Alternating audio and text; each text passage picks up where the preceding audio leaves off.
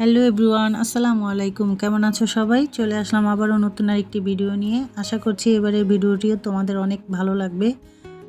তো রান্নাঘরের তেল চিটচিটে ভাব যেভাবে দূর করে সেটাই আমি আজ তোমাদের সাথে শেয়ার করব। আমার এই রান্নাঘরটা কিছুদিন আগেই পরিষ্কার করা হয়েছে, তারপরও দেখছি যে অনেকটাই ময়লা হয়েছে। বেশি ময়লা থাকলে দেখালে একটু ভালো হতো। তো যেটাই হয়েছে সেটাই তোমাদের সাথে শেয়ার করছি। তো এইগুলোই আমি কিভাবে উঠাবো সেটাই তোমাদের সাথে শেয়ার করছি খুবই সহজে। অনেক আপুরা তো রান্নাঘর পরিষ্কার করতে খুবই ভয় পাও। তো সেই আপুদের বলছি, আমার এই ভিডিওটা দেখলে আর ভয় থাকবে না। দেখো খুবই ইজিভাবে আমি কিভাবে উঠাচ্ছি সেটাই তোমাদের সাথে শেয়ার করছি। 1 চা চামচ বেকিং সোডা, 1 চা চামচ সাবানের গুঁড়া, আর নিয়ে নিচ্ছি 3 টেবিল চামচ লেবুর রস। তো লেবুর রসটা নিয়ে আমি এখানে কুসুম গরম পানি দিয়ে মিশিয়ে নিব। এই কুসুম গরম পানি দেওয়ার কারণে আসলে এই জিনিসটা অনেক পাওয়ারফুল হবে। তো তোমরা যারা পুরা নতুন করতে ভয় পাচ্ছ, তোমরা অবশ্যই এই ভিডিওটা দেখলে বুঝতে পারবে যে কত সহজ। তো দেখো এরকম একটা বোতলের মধ্যে আমি এখন ঢেলে নিচ্ছি পানিগুলো। এখন এটা আমার রেডি হয়ে গেছে। এখন আমি জালনার মধ্যে 3 মিনিট দিয়ে রেখে দিব। জালনা তারপর হচ্ছে যে রডগুলোর মধ্যে এইভাবে দিয়ে দিব, দিয়ে 3 মিনিট এটা আমি অপেক্ষা করব। 3 মিনিট পর যখন আমি এটা উঠাতে আসব তখন কিন্তু এটা আলগা হয়ে যাবে আর উঠাতে আমার একদমই কষ্ট হবে না।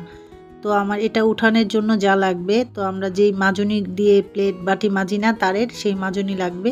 ওটা দিয়ে আলতোভাবে ঘষে নিলেই হয়ে যাবে। তো আমি একটু হাত দিয়ে ঘষে দেখাচ্ছি বন্ধুরা কতটা সহজে উঠে যাচ্ছে। আর এখানে তো গরম পানি আছে, এটাতে আরও কাজ হচ্ছে।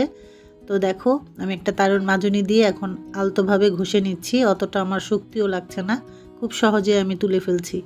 আমার কাছে মনে হয় এর থেকে সহজ আর পদ্ধতি নেই এই জালনা পরিষ্কার করার। এই মাজনিটা দিয়ে কিন্তু থাই গ্লাসগুলো পরিষ্কার করা যাবে না বন্ধুরা, মানে এই গ্লাসগুলো পরিষ্কার করলে কিন্তু দাগ বসে যাবে, এটা কিন্তু ভুলেও করবে না।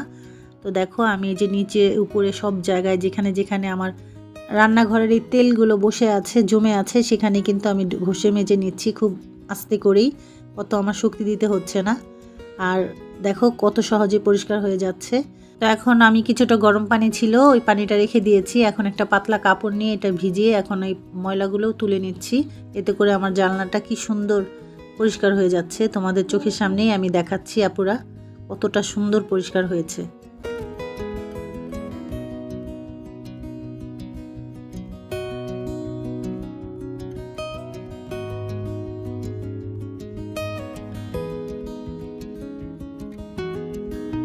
আর এই যে দাগগুলো দেখছো হালকা পাতলা, এগুলো এই যে আমার এখানে একটা টিন দিয়েছি আর কি আটকে দেওয়ার জন্য, যেন আগুনের তাপটা বাহিরে না যায়, গ্লাসে গিয়ে না লাগে এর জন্য। আর ওই টিনটা একটু কালো কালো হয়ে গেছে আর কি, জং ধরার মতো, ওইটা রং করলেই ঠিক হয়ে যাবে।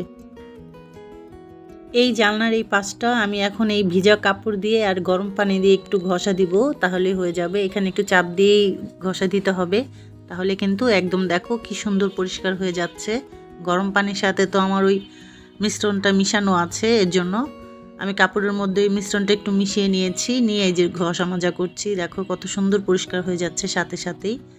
এই জায়গাটা কিন্তু অত কিছু আর আমার করতে হয়নি, এমনিতেই আমার পরিষ্কার হয়ে যাচ্ছে। এক ঝলক তোমাদের একটু দেখিয়ে দেই, দেখো কত সুন্দর পরিষ্কার হয়েছে। তোমরা অবশ্যই অবশ্যই বাসায় এভাবে ট্রাই করবে আর তারপর আমাকে কমেন্টে জানাবে যে কেমন হয়েছে। এখন আমি গ্লাসগুলো ওই পানিটা দিয়েই আমি পরিষ্কার করে নিচ্ছি। এখন স্প্রে করে নিলাম, স্প্রে করে এখন এই কাপড়টা দিয়েই ঘষে দিব, এতে করে আমার গ্লাসটাও অনেক পরিষ্কার হয়ে যাবে।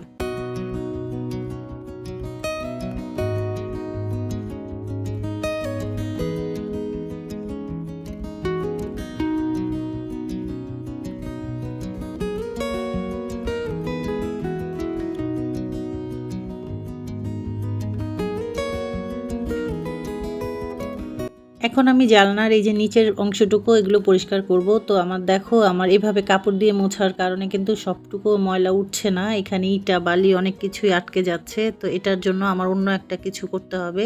তো সেটার জন্য চলো আমি দেখাই কি কি করতে হবে। একটা বাটি নিয়ে নিয়েছি, এই বাটির মধ্যে আমি নিয়ে নিচ্ছি সামান্য একটু আটা, আর এই আটাটা আমি একটু পানি দিয়ে গুলিয়ে নিব, কারণ যেভাবে আমরা রুটি বানাই ঠিক সেভাবে গুলিয়ে নিব, তারপর আমার কাজটা করতে হবে। তো একদম পাতলা হলে আবার সমস্যা হবে, তো দেখে নাও বন্ধুরা যেভাবে আমি করছি, তোমাদের কাছ থেকে করে দেখাই, দেখো কিভাবে করছি, এটা দেখলেই বুঝতে পারবে।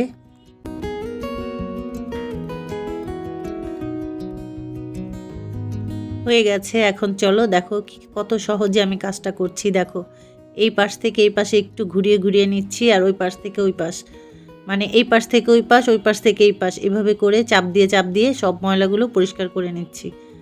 তো তোমরা কে কে এইভাবে জানলা পরিষ্কার করো তোমরা অবশ্যই আমাকে জানাবে। তো আমি তো এভাবে করে অনেক আরাম ফিল করি, আর আমার কাছে ইজিও মনে হয়। তো তোমাদের কাছে কেমন লাগছে আপুরা, অবশ্যই তোমরা আমাকে চাইলে একটি কমেন্টের মাধ্যমে জানাতে পারো। তো দেখো আমি কত সহজে সুন্দরভাবে পরিষ্কার করে নিয়েছি।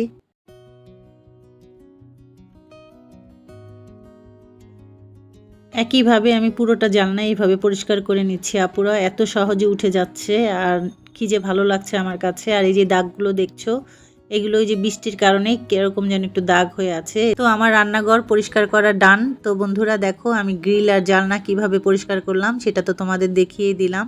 তো আজ আমি এখানেই বিদায় নিচ্ছি, ফিরে আসছি আবারও নতুন কোনো ভিডিও নিয়ে।